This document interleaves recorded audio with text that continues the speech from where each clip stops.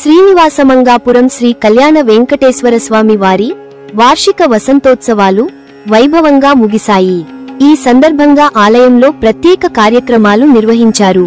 శ్రీదేవి, భూదేవి సమేత శ్రీ కళ్యాణ వెంకటేశ్వర స్వామి స్వర్ణరథంపై ఆలయ 4 మాడ వీధుల్లో విహరించి భక్తులకు దర్శనమిచ్చారు. ఈ కార్యక్రమంలో ఆలయ అధికారులు వరలక్ష్మి, జగన్మోహన్ రెడ్డి, దామోదరం, గోపినాథ్, అర్చకులు పెద్ద సంఖ్యలో భక్తులు పాల్గొన్నారు.